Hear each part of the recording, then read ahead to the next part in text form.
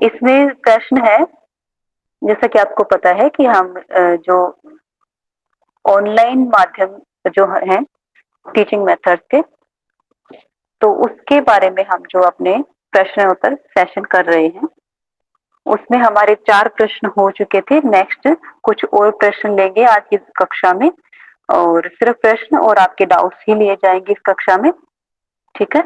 और आपसे सुना जाएगा जो भी आपको होमवर्क दिया है। नेक्स्ट चलते हैं। निम्नलिखित में से छात्रों के गृह कार्य जांचने का सबसे उत्तम तरीका क्या है?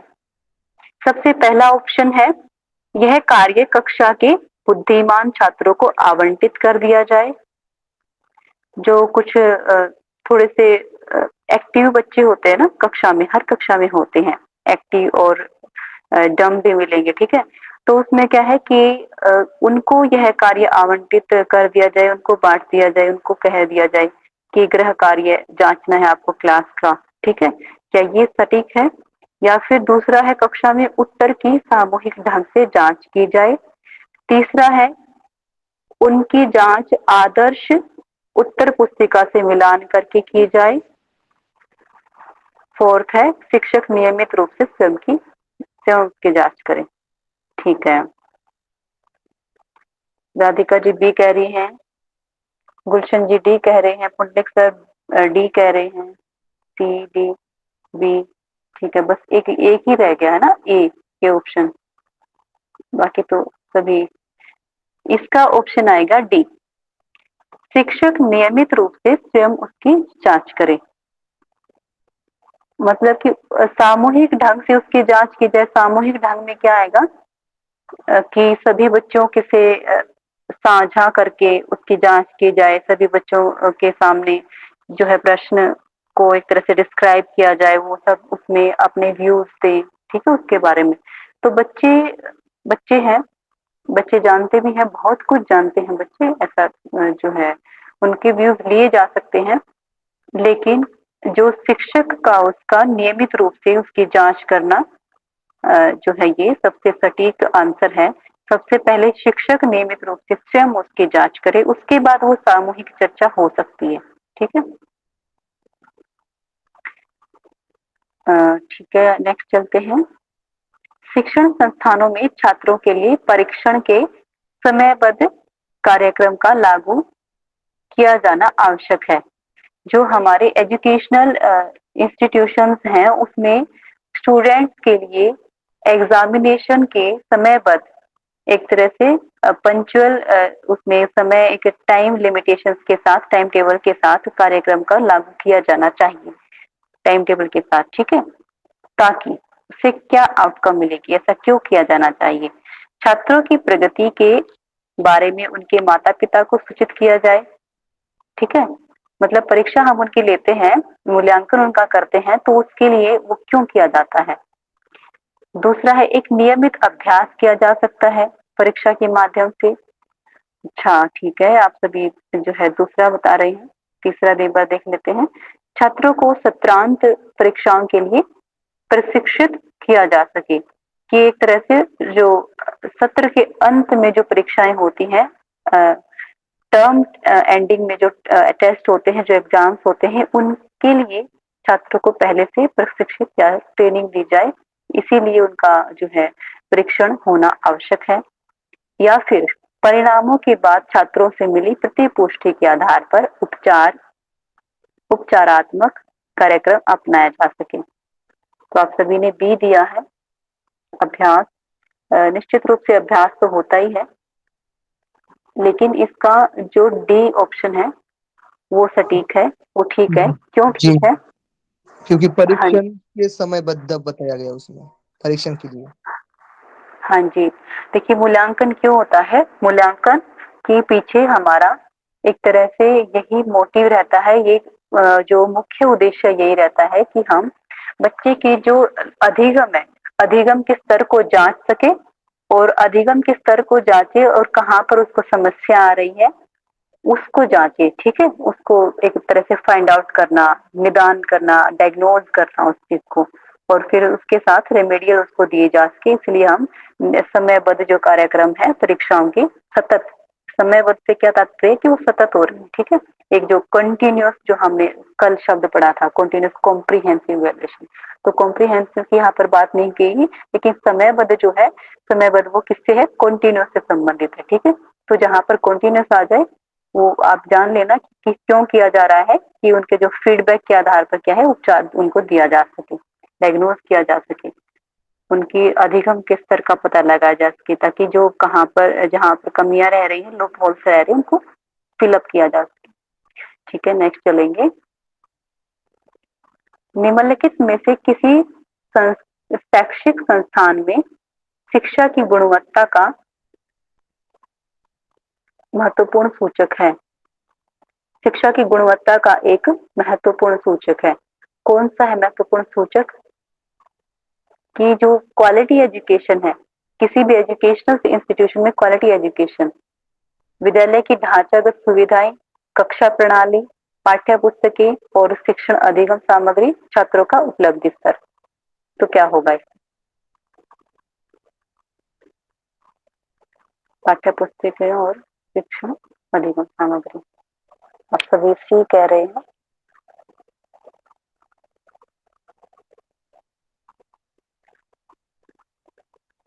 ठीक है, तो इसमें शैक्षिक संस्थान में शिक्षा की गुणवत्ता का एक महत्वपूर्ण सूचक क्या है? छात्रों का उपलब्धि स्तर, कि छात्रों ने क्या उपलब्ध किया है। उपलब्धि स्तर का तात्पर्य क्या है? कि उन्होंने अधिगम कितना किया है मैम अभी तक। जैसे आज हम लोग एग्जाम्पल में देखते हैं कि अगर जैसे हाँ प्राइवेट स्कूल्स होते हैं तो प्राइवेट हाँ स्कूल्स का किस बेस पे हम ये चीज कहते हैं कि वो प्राइवेट स्कूल बेहतर है। अगर उसका रिजल्ट बेहतर है, हाँ, अगर उसके बच्चे ज्यादा पास आउट हो रहे हैं, मार्किंग ज्यादा है, बिल्कुल पासिंग मार्क्स ज्यादा है, तो हम ये कहते हैं कि ये स्कूल ज्यादा बेहतर है स्टडी में। बिल्कुल बिल्कुल सही।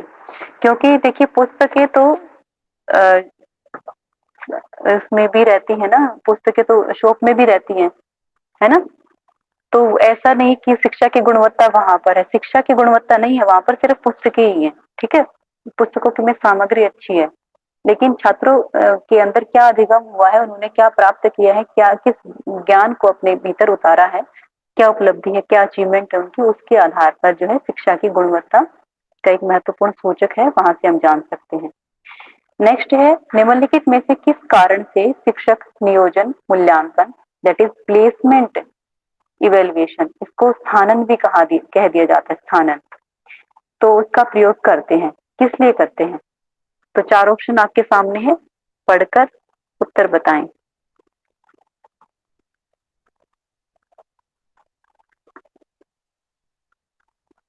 सी। सी, ठीक है। उल्लेख सर एक बार पढ़ दे, आप पढ़ सकते हैं क्या दोनों ऑप्शन? जी मैम।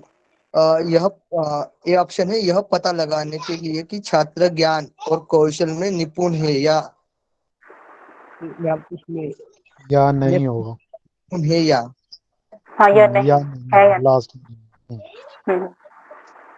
नेक्स्ट है, छात्र अधिगम के कारकों या व्यवहार की समस्या को जानने के। ठीक है। अच्छा, तो आप हमें बताएं कि प्लेसमेंट जो इवेल्युएशन होता है वो क्या होता है, उसके बाद हम उत्तर के ऊपर चलेंगे।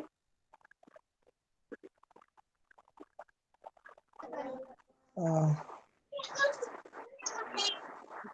इसमें कक्षा में हम उसके स्थानांतर को जानते हैं। कैसे स्थानांतर, किस चीज का स्थानांतर? उसके ज्ञान और कौशल को, छात्र और व्यवहार को जो भी चल रहा है। हम्म, ठीक है, ठीक है। अच्छा प्रयास किया आपने। बाकी कोई भी बताना चाहेंगे क्या, प्लेसमेंट इवेल्युएशन क्या होता है? मैडम उस बच्चे के विद्यार्थी के उसके पास पूर्व का क्या ज्ञान है, हम्म, पूर्व का ज्ञान जो है वो नियोजन के अंतर्गत आता है। उपलब्ध ज्ञान, उसका कौशल।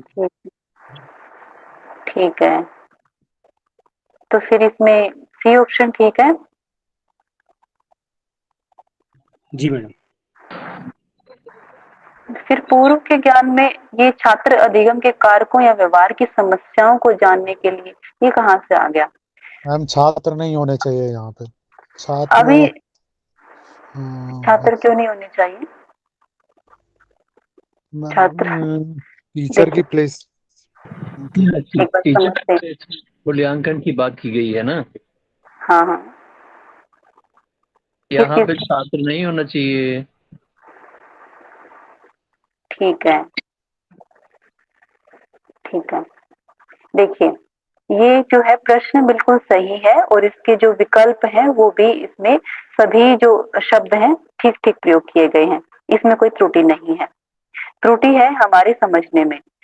हम जो है प्लेसमेंट इवेल्युएशन क्या होता है, ये सबसे पहले इवेल्युएशन जो किया जाता है बच्चे का, वो जब क्लास में एंट्री ही करता है, उसको कोई भी अधिगम करवाने से पहले उसका मूल्यांकन किया जाता है। किस बात से मूल्यांकन किया जाता है? जैसे कि हमारी जब पहली कक्षा हुई तो आप सभी के सामने हमने टीचिंग एप्टीट्यूड शब्द रख दिया, तो हमने आपसे पूछा कि आप इसके बारे में क्या जानते हैं, ठीक है?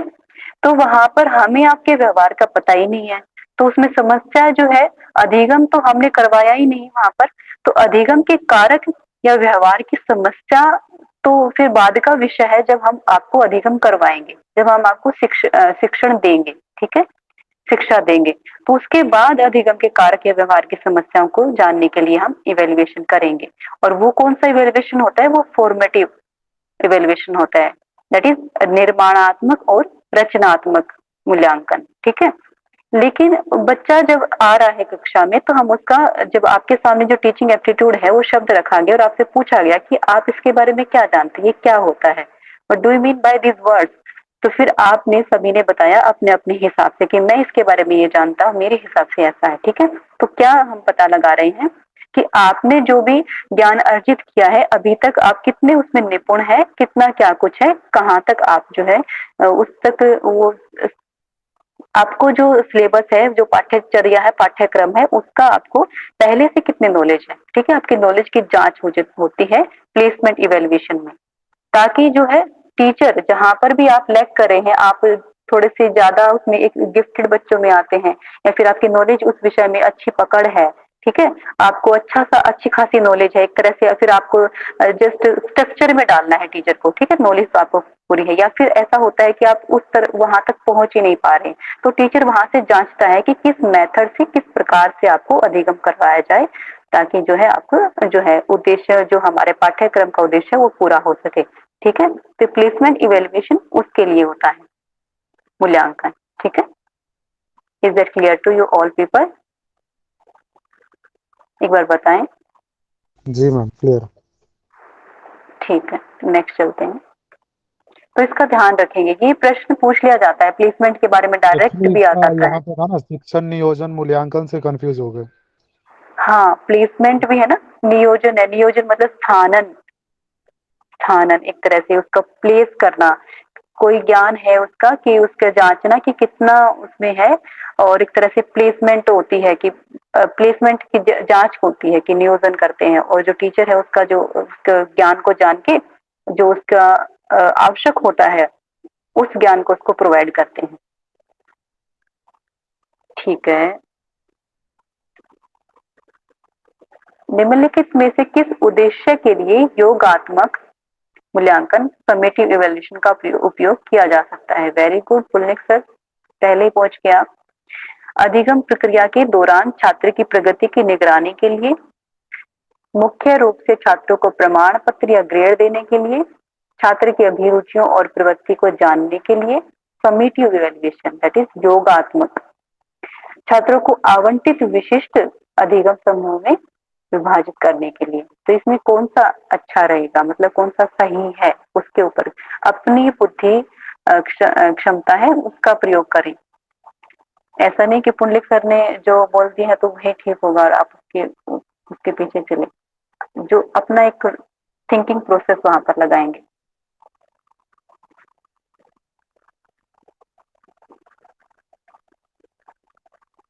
कई बार ऐसा होता है ना कि जो पहले प्रश्न का उत्तर दे देते हैं, हमें भी वैसा ही लगने लग जाता है कि हाँ ऐसा ही होगा, ए सी। ठीक है, ACB, ठीक है, बस डी ही नहीं आया।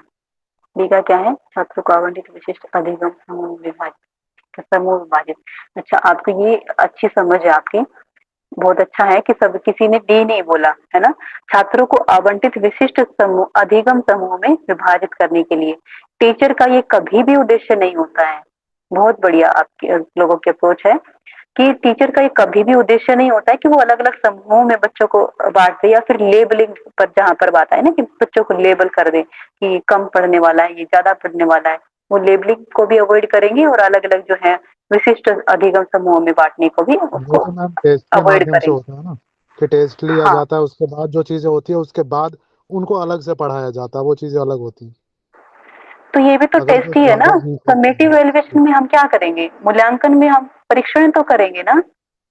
बट समूहों में विभाजित नहीं करते हैं ना उसमें। हाँ, ठीक है, तो इसका है, देख लेते हैं एक एक को अच्छे से। अधिगम प्रक्रिया के दौरान छात्र की प्रगति की निगरानी करने के लिए, तो हमारे जो आप लोग ये बताएंगे, उमेश सर आप बताएं कि इवेल्युएशन हमने कितने टाइप के किए हैं, को मतलब कि आप नाम बता दें, जो भी आपको नाम याद है वो नाम एक बार गिनवा दें ताकि सबको एक बार रिवाइंड हो जाए।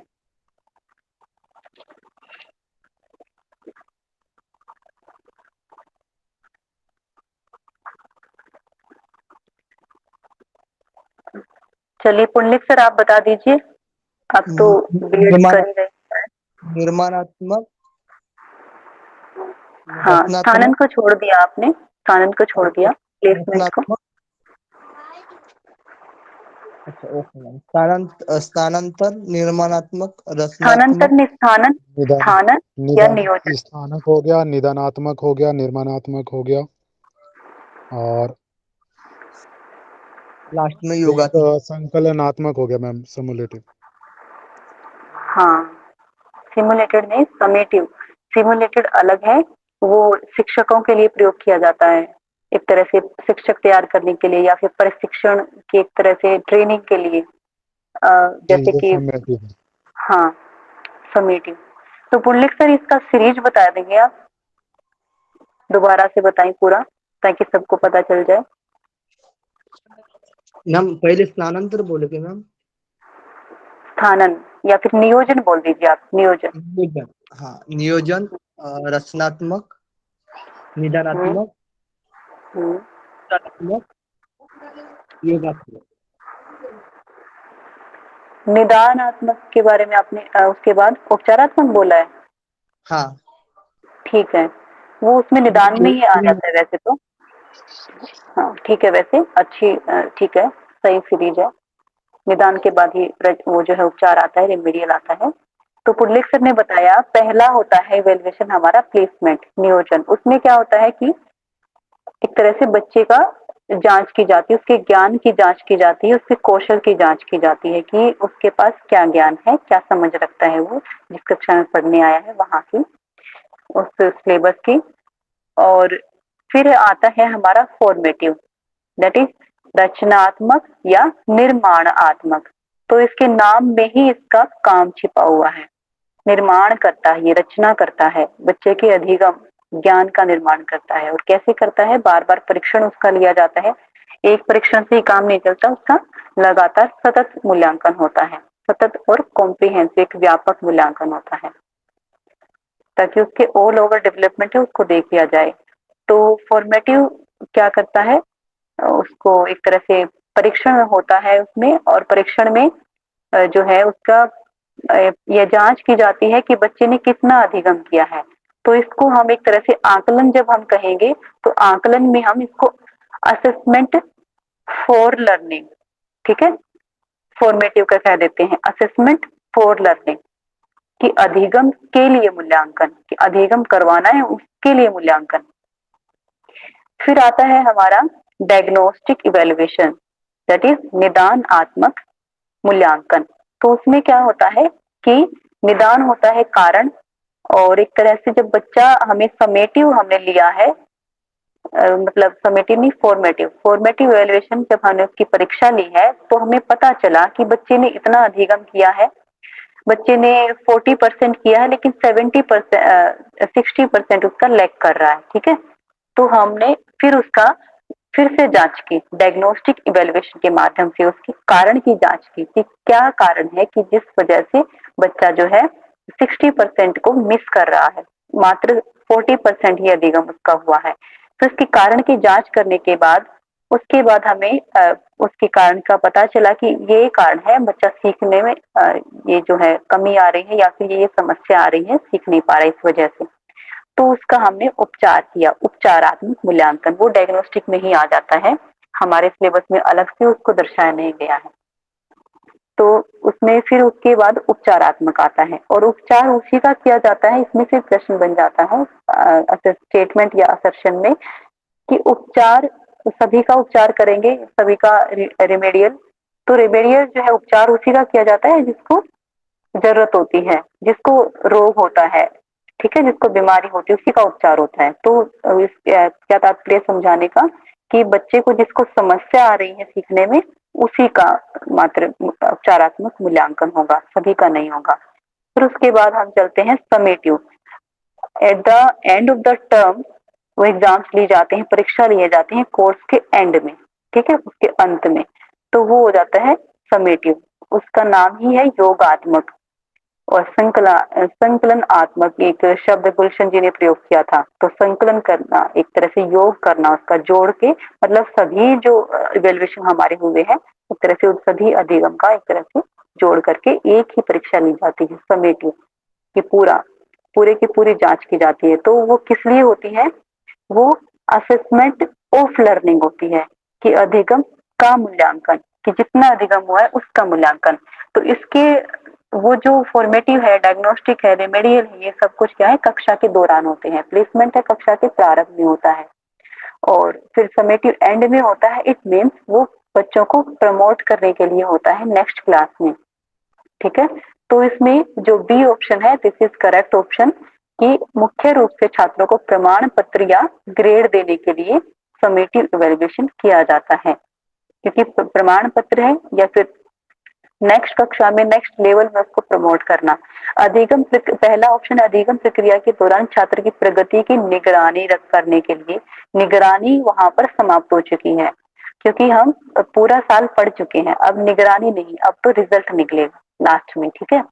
छात्र की अभिरुचियों और प्रवृत्ति को जानने के लिए, तो अभिरुचि और प्रवृत्ति को तो हम जो है पहले ही जान चुके हैं, ठीक है, इसमें प्लेसमेंट में भी जान चुके हैं, थोड़ा बहुत इसमें फॉर्मेटिव में भी उसका जो है एक तरह से पूरा हो जाता है उसका जानना। फिर छात्रों को आवंटित विशिष्ट अधिगम समूह में विभाजित करने के लिए, तो विशिष्ट जो अधिगम समूह है उसमें एक तरह से हम इस समूह में बच्चों को बांटना नहीं होता। हमारे जो नेशनल पॉलिसी ऑफ एजुकेशन है वो क्या कहती है कि इंक्लूसिव एजुकेशन, दैट इज समावेशी शिक्षा की तरफ शिफ्ट हो रही है और वहां से जो एजेंडा आया है कि हमें समावेशी शिक्षा करनी है। इसका क्या तात्पर्य है कि सभी बच्चों को एक साथ लेकर चलना है, ठीक है। तो ये सभी ऑप्शन कैंसिल हो जाते हैं, मात्र बी ऑप्शन ही करेक्ट ऑप्शन है। नेक्स्ट चलेंगे, शिक्षक द्वारा दिए गए गृह कार्य का उद्देश्य कौन सा ऑप्शन सही है इसमें? B option, D? हाँ बी मुख्य रूप से छात्रों को प्रमाण पत्र या ग्रेड देने के लिए। राधिका जी आप बताएं कि समेटिव इवैल्यूएशन क्या होता है। मैम मुझे फर्स्ट पेपर का बिल्कुल नॉलेज नहीं, मेरा वैसे भी नेट है ना मैम, तो मैं सेकंड पेपर ही ज्यादा पढ़ती हूँ। ठीक है मैम इसका मतलब तो ये हुआ ना से रह गया था तो। राधिका जी ठीक है, आप ये नहीं कहेंगे कि आपको नॉलेज नहीं है। नॉलेज जब कक्षा में बच्चे का एडमिशन होता है तो इसीलिए होता है कि उसका अधिगम हो, उसकी नॉलेज बढ़े, उसके ज्ञान का निर्माण हो। तो ये कक्षा में आप जुड़े हैं तो उस बात को आप दिमाग से निकाल के आप ये करिए कि मुझे अपने ज्ञान का निर्माण करना है, पेपर 1 का हमें सीखना है, ठीक है। क्योंकि सिर्फ पेपर 2 के ऊपर फोकस करके आप जो है सफलता प्राप्त नहीं कर सकती हैं, उसको पेपर 1 को लेकर ही चलना पड़ेगा आपको, ठीक है। तो कोई ऑप्शन नहीं है इसको छोड़ने का। तो अभी आप कक्षा में थी ना, सुन रही थी ना, या कुछ और कार्य कर रही है साथ में? सुन रही थी मैंने, पढ़ रही हूँ। पढ़ रहे हो आप, ठीक है। हाँ तो योगात्मक मूल्यांकन अभी अभी हमने बताया है। जी आपको नहीं समझ में आया तो आपको बोलना चाहिए था कि मुझे नहीं पता चला इसका, आप दोबारा बताएं। जी मैम। आप पूछा करिए, एक बार पूछिए, 2 बार पूछिए, 3 बार पूछिए, 4 बार पूछिए, हम हैं आपको बताने के लिए, लेकिन आप प्रश्न करिए, ठीक है। नहीं जी आता है, आपको सिखाने के लिए कक्षाएं चलाई जा रही है। जी मैम। ठीक है, ठीक है। नेक्स्ट है, शिक्षक द्वारा दिए गए गृह कार्य का उद्देश्य तभी पूरा होता है जब, कब पूरा होता है? डी, कुल्लिक सर ने बता दिया है। ठीक है, सभी को बारी बारी से पढ़ते हैं। हमें ऐसा लगता है कि आप जो है अ, शायद ये स्क्रीन आपको थोड़ी सी कम दिखाई दे रही होगी, या फिर इंटरेस्ट नहीं बन पा रहा होगा आपको, है ना। तो पूरा ऑप्शन शायद पढ़ भी नहीं पा रहे होंगे कुछ लोग, तो पढ़ देते हैं आपके लिए। गृह कार्य सजा के रूप में दिया जाए, गृह कार्य सजा के रूप में दिया जाए, ये। और दूसरा ये है बी कि क्यों नहीं होगा? शिक्षक विद्यार्थियों के अभ्यास के लिए तत्कालिक गृह कार्य दे और प्रैक्टिस, अभी किसी तो ने पढ़ाया है क्लास में हाँ हाँ कि प्रैक्टिस के लिए होमवर्क देंगे ना, हाँ हाँ, बिल्कुल तो देंगे एक्सप्लेन प्रैक्टिस के कीजिए लिए। प्लीज। आप देखेंगे, अब सभी प्रश्न, सभी विकल्पों को एक बार पढ़कर देखें, सभी विकल्पों को आप पढ़कर देखें, तो सभी में है ना आपको उससे रिलेवेंट चीज ही मिलेगी जो प्रश्न है। तो उसमें से जो सबसे बेस्ट है ना, हमें वो चूज करना है।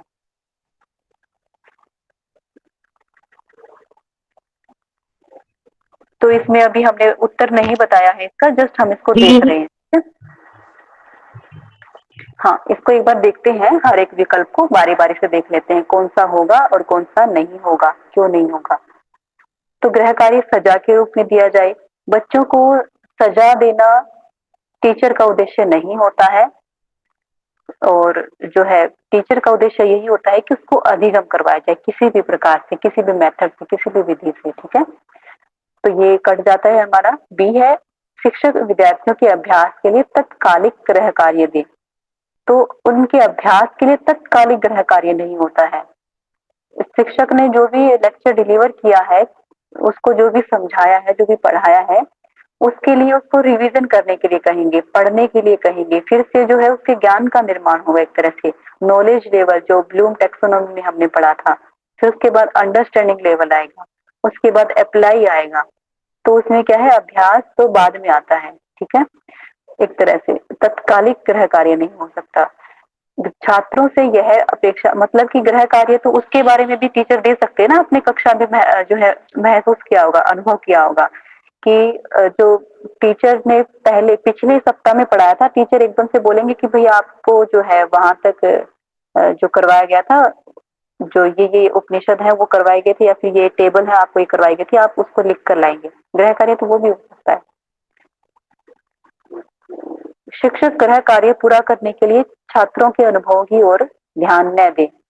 तो गृह कार्य पूरा करने के लिए छात्रों के अनुभव की ओर ध्यान न दे, ये अगर न कट जाता यहाँ से तो ये अच्छा ऑप्शन था, ठीक है। तो उनके अनुभवों को इन्वॉल्व करके चलना है।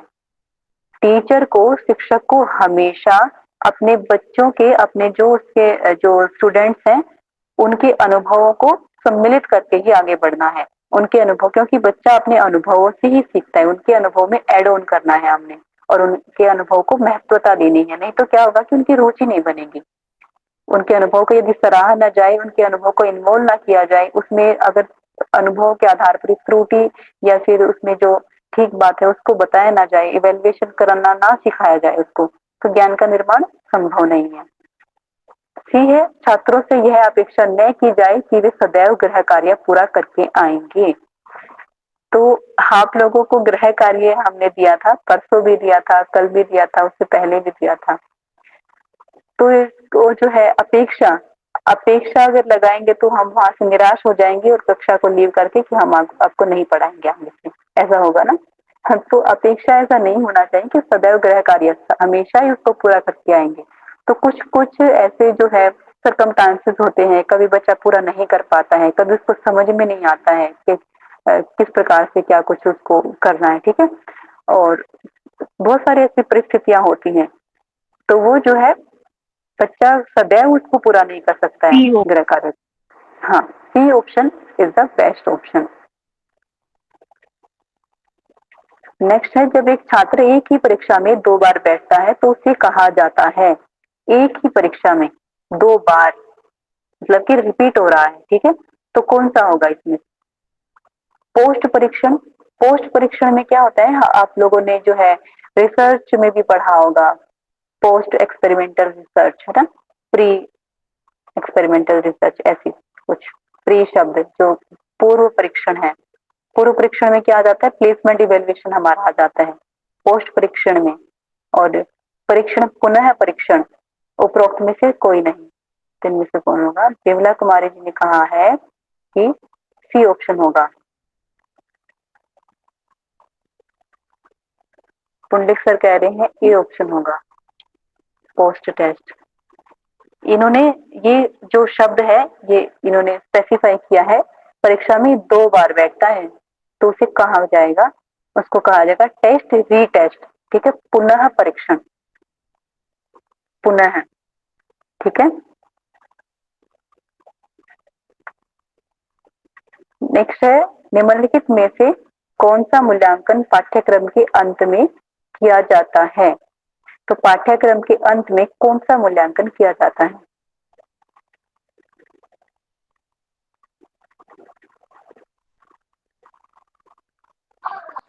योगा योगा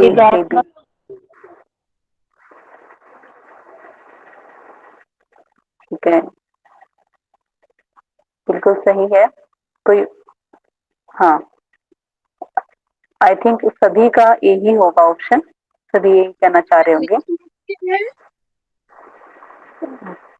क्या जी, एक बार दोबारा रिपीट करें, आपकी आवाज नहीं समझ पाए हम। इंग्लिश में क्या है योगात्मक? समेटिव। ए है समेटिव, बी है प्लेसमेंट इवेल्युएशन, सी प्रारंभिक जो मूल्यांकन है वो भी उसी में आ जाता है, स्थानांतरित। तो यहाँ पर देना तो इनको चाहिए था रचनात्मक, ताकि फॉर्मेटिव को भी साथ में लिया जा सके, या फिर डायग्नोस्टिक। तो क्या है कि समेटिव जो है, समेटिव इवेल्युएशन, योगात्मक मूल्यांकन, वो ही जो है पाठ्यक्रम के अंत में होता है, at the end of the term, ठीक है, ताकि उसका जो अधिगम है उसका मूल्यांकन किया जा सके। इवेल्युएशन या असेसमेंट ऑफ लर्निंग, ठीक है। और भी है क्या भाई, या सिर्फ इतनी ही है? अच्छा, कितनी रह गई अभी? पूरा दिखा दें। 1 2 3, 3 ही है शायद, ठीक है, ठीक है, ठीक है। शिक्षक की सीखने की क्षमता को जानने के लिए कौन सा परीक्षण किया जाता है? तो जो शिक्षक की सीखने की क्षमता के लिए कौन सा परीक्षण किया जाता है, ये यहाँ पर शिक्षार्थी आएगा, क्योंकि सिखाना या जो है बच्चों के लिए होता है। तो उसमें aptitude test, attitude test, achievement test, scholastic test. तो शिक्षक भी हो सकता है यहाँ पर, शिक्षार्थी भी हो सकता है, दोनों ही शिक्षक दोनों का परीक्षण किया जाता है। कि जैसे विद्यार्थी की उपलब्धि से हम शिक्षक का परीक्षण कर सकते हैं ना,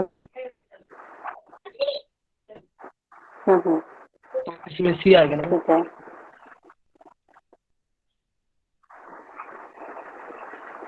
सभी एक बार उत्तर दें, ठीक है। आपने अपना एडमिट किया सी, रंजना जी ने डी किया है, स्कॉलस्टिक टेस्ट। विमला जी एफ तो ऑप्शन में ही नहीं है। वो डी था, एफ हो गया। ओके ओके ओके, ठीक, ठीक है। हाँ, रंजना जी काफी क्रिएटिव है, पुंडलिक सर जो है उन्होंने रिस्पॉन्स रिएक्ट किया है। वाह, थैंक यू मैम। एमए किया है ना ठीक हमने योग है। में। ए या डी? अच्छा अच्छा, ठीक। या फिर डी? रंजना जी आपका नाम आ गया, बिमला जी के लिए था वो शब्द। आप सभी ओके क्रिएटिव है ओके। वैसे। ठीक है, एक बार आपके रिस्पॉन्स देख लेते हैं। पुण्डिक सर कह रहे हैं C, Ranjana ji D, Bimla ji D, Radhika A और अंकिता डी। ठीक। राधिका जी आपने ए क्यों कहा? सभी तो डी डी बता रहे हैं, तो आपने ए क्यों कहा? ए या डी? मैम डी, दार्शनिक बोला इसको, दार्शनिक अच्छा परीक्षा। अच्छा अच्छा, वो ए गलती से हो गया था। नहीं मैम, ठीक मैंने है, दिया यही था। टीचिंग एप्टीट्यूड बुक का नाम है ना मैम, तो मैंने यही सोच के दे दिया था। अच्छा, लॉजिक। ठीक है ठीक है ठीक है, माइक ऑफ कर दूं, ठीक है। रंजना जी आप पेपर में एक को ही क्लिक कर सकती हैं। I am very sorry to say कि दो आप ऑप्शन चूज नहीं कर सकती हैं। ठीक है, तो आप हमारी रिएक्शन के ऊपर ए आपने कहा है, तो ये ए ही होगा। इसमें क्या है कि एप्टीट्यूड जो अभिक्षमता होती है, अभियोग्यता होती है, तो क्षमता शब्द ऊपर है ना। एप्टीट्यूड का हिंदी में यही होता है कि उसकी क्षमता, उनके अंदर कितना पोटेंशियल है, उस पोटेंशियल का टेस्ट करना। एप्टीट्यूड टेस्ट में यही होता है कि उसके पोटेंशियल का, उसकी क्षमता का, अभियोग्यता का टेस्ट करना। तो ये इसमें आ जाएगा। मनोवृत्ति का टेस्ट है एटीट्यूड परीक्षण। मनोवृत्ति है सीखने की क्षमता को नहीं दर्शाती है उसकी मनोवृत्ति। हालांकि जो है सीखना तो वही होता है जो व्यवहार में आ जाए, लेकिन फिर भी जो एटीट्यूड टेस्ट है वो यहाँ पर नहीं हो सकता है। उससे बेस्ट अगर एप्टीट्यूड नहीं होता तो एटीट्यूड आ जाता, ठीक है, लेकिन बेस्ट यहाँ पर एप्टीट्यूड है। उपलब्धि परीक्षण, वो भी नहीं है कि उपलब्धि, उसको सीखने में उपलब्धि नहीं आती है। हाँ, वो एक अलग से वैल्यूएशन का जब जांच थी तो वो अलग से ऑप्शन था। और स्कोलेस्टिक टेस्ट, दार्शनिक परीक्षण, वो भी कितने आप दार्शनिक हैं, कितने आप स्कॉलर हैं, उससे भी जो है सीखने की क्षमता जो है मापी नहीं जा सकती है। आप वैसे तो दार्शनिक सोच रखते हो, दार्शनिक सोच क्या होती है जो सामने नहीं होता है, उसके बारे में भी हम सोच पाए, अमूर्त चिंतन हम कर पाए, सृष्टि, गौड़ आदि जो है उनके बारे में, कॉरिजन है, उन सब के बारे में जो है हम सोच पाए, एक अच्छा गहरी समझ हो, वहां तक सोचो, तो वो दार्शनिक है। लेकिन उससे यह पता नहीं चलता है कि हमने अपने कोर्स का क्या सीखा, क्या क्षमता है हमारी सीखने की। ठीक है, तो ये कट जाते हैं option A option, that is aptitude test, उपयुक्तता परीक्षण या अभिक्षमता परीक्षण, अभियोग्यता परीक्षण, इनका बेस्ट ऑप्शन। आगे मैम चलेंगे। इसको जब एक प्लीज फिर से बता दीजिए प्लीज। उपयुक्तता परीक्षण को फिर से डिस्क्राइब कर दीजिए। जी सीखने की देखिए, क्षमता। एप्टीट्यूड, हाँ हाँ, अभिक्षमता, अभियोग्यता,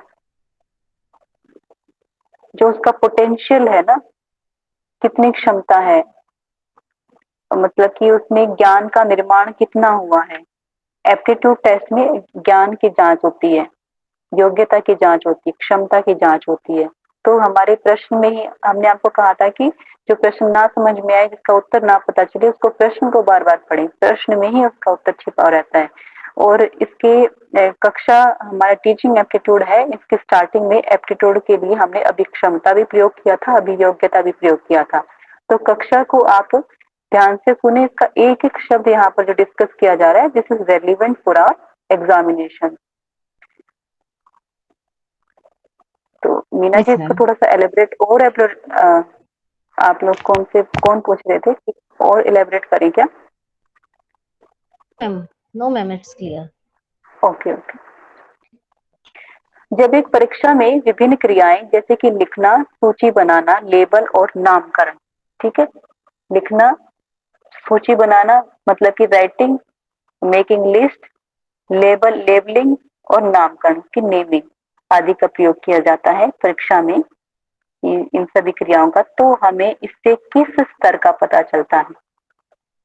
उमेश सर कह रहे हैं बोध स्तर का पता चलता है। मैम मुझे तो ये हिंदी तो वाले शब्द इंग्लिश ये नहीं आते। इंग्लिश में बता देते हैं Meena ji. First is understanding level, second is application level मतलब एप्लीकेशन, और knowledge level C option, D option synthesis level. Understanding, application, knowledge, synthesis.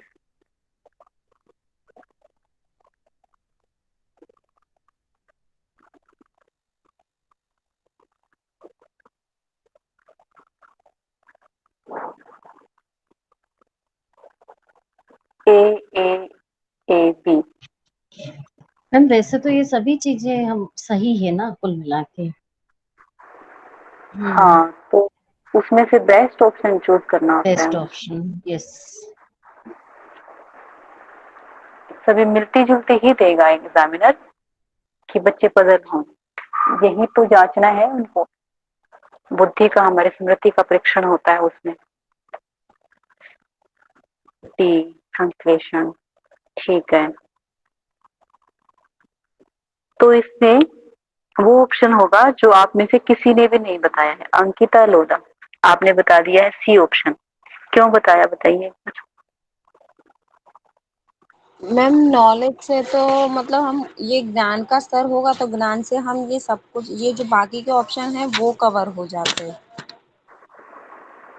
ठीक है। मैम ज्ञान स्तर नीति स्तर में आ गया ये तो। आपकी आवाज जो है वो ब्रेक हो रही है मलिक सर, आवाज नहीं समझ आ रही है।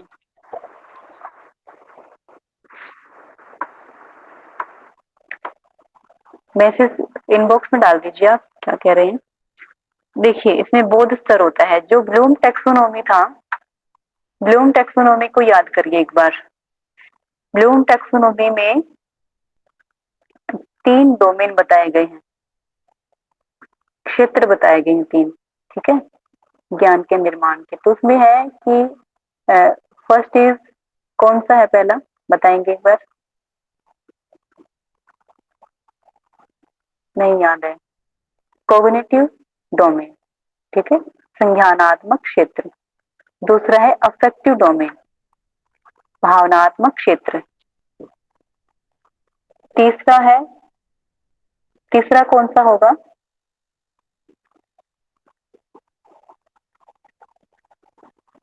चिंतन स्तर 3 स्तर है।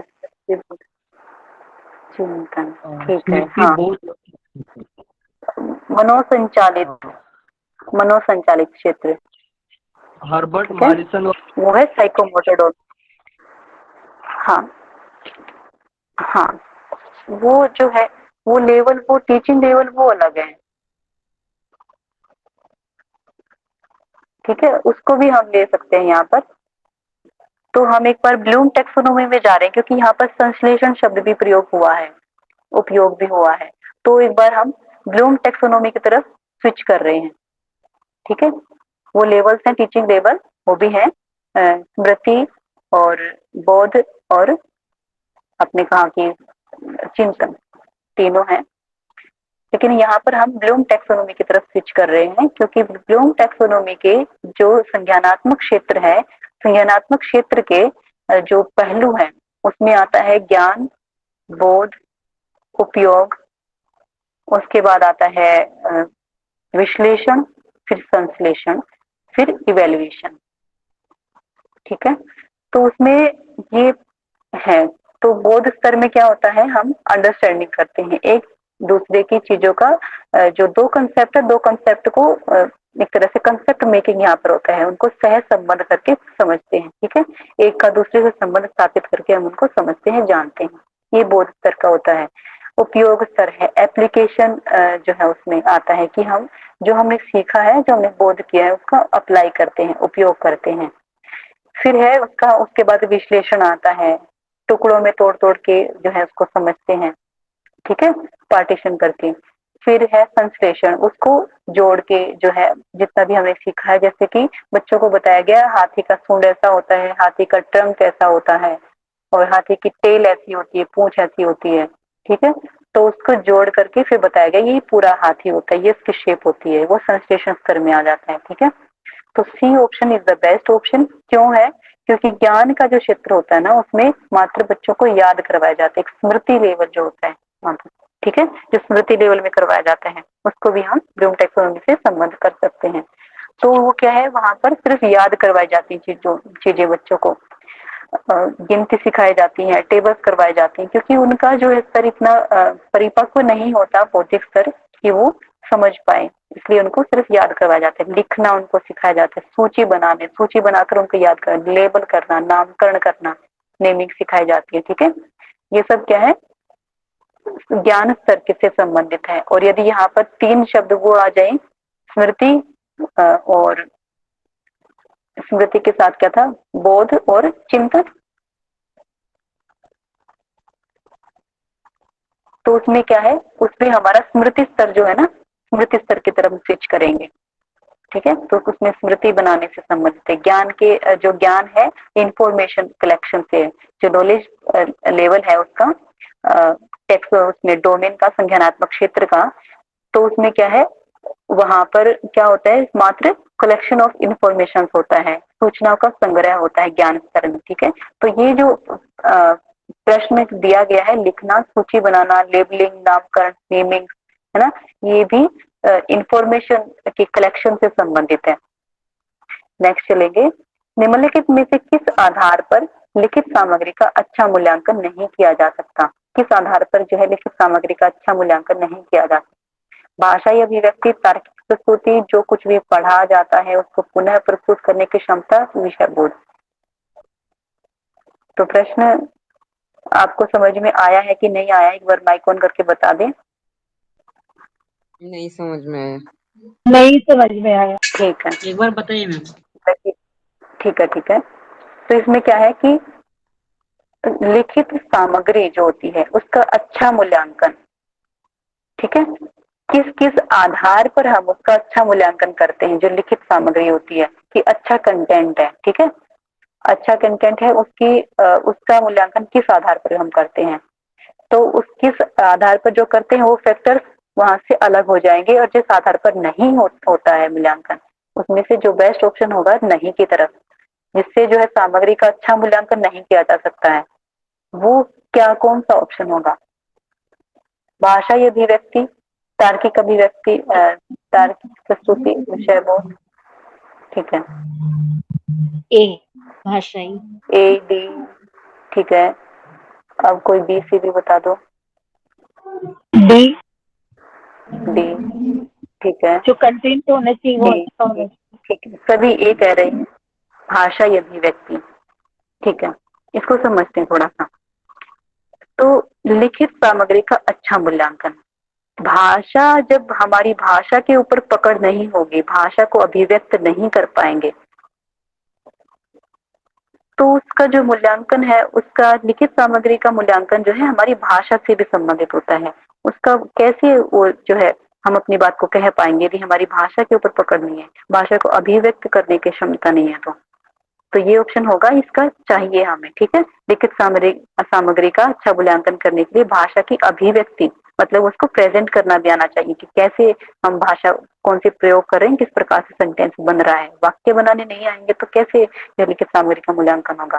तार्किक प्रस्तुति, तो लॉजिकल थिंकिंग भी वहां पर होनी चाहिए, उससे लॉजिक लगा कि हम जान जाते हैं, किसी समस्या के समाधान को हम जान जाते हैं, उसके अच्छे पहलू, बुरा पक्ष जो है उसको ले लेते हैं। ठीक है, विषय बोध, तो विषय बोध होगा, सब्जेक्ट नॉलेज होगी तभी तो हम जो है लिख पाएंगे ना, कुछ जो कुछ भी पढ़ा है उसको पुनः प्रस्तुत करने की क्षमता, जी, ये जो क्षमता है। सबसे ज्यादा हाँ, सी ऑप्शन इसमें बेस्ट ऑप्शन है कि लिखित सामग्री का अच्छा मूल्यांकन इस बात पर निर्भर नहीं करता है कि बच्चे ने जो कुछ पढ़ा है वो उसका पुनः प्रस्तुत कर दिया, एज इट इज उसको बता दिया। ठीक है, ये क्या है, रोट मेमोराइजेशन से संबंधित है। अगर आप देखें तो थोड़ा सा रिलेट करने का प्रयास करें, जो रट्टाफिकेशन जो होता है ना, बच्चे रट्टा मार के समझते हैं, तो रोट मेमोराइजेशन है, तो उसमें क्या है कि बच्चा जो रट्टा मार के उसमें सीखता है, जो भी याद करता है वो उसको एज इट इज पेपर पे उतार देता है। तो लिखित सामग्री का अच्छा मूल्यांकन उसका जो है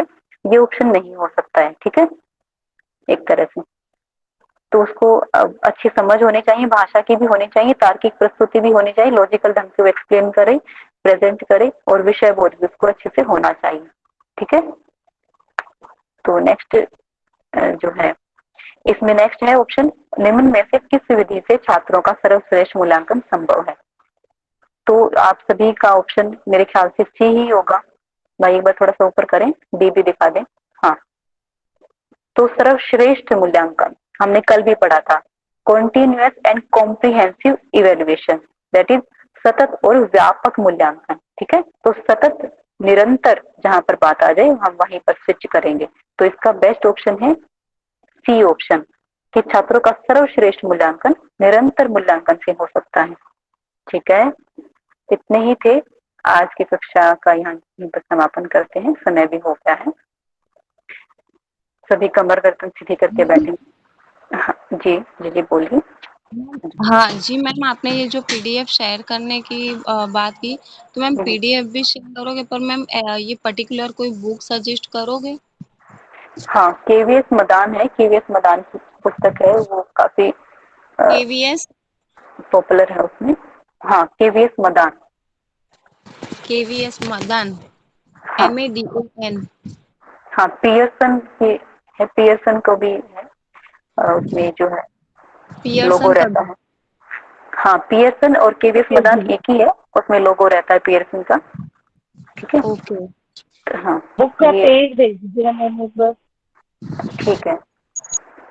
ग्रुप में पीडीएफ तो डाला हुआ है, आप रेगुलर ग्रुप में नहीं हो?